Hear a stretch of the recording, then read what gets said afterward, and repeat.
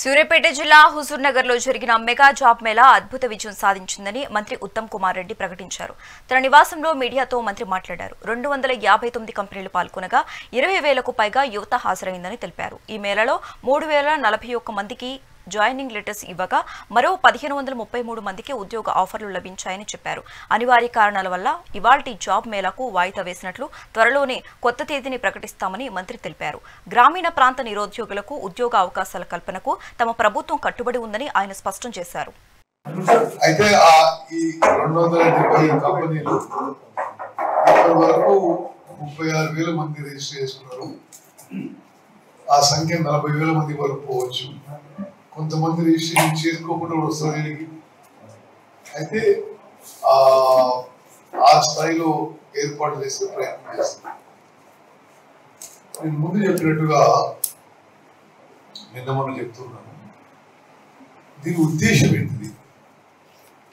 మన ప్రస్తుత కాంగ్రెస్ ప్రభుత్వంలో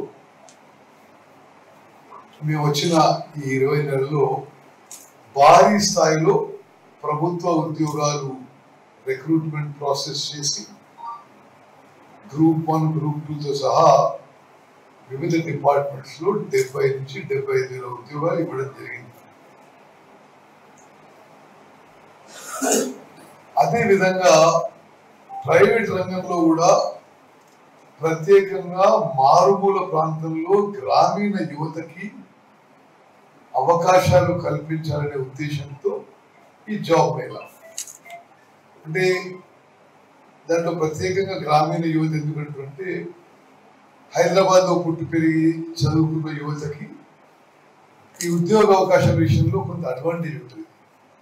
వాళ్ళ ఇంగ్లీష్ లాంగ్వేజ్లో కానీ అక్కడ రీచ్లో కానీ కంపెనీస్కి అందుబాటులో ఉండవు, ఎట్లా పోతారో ఇట్లా అంతా ఒక అవగాహన ఉంటుంది.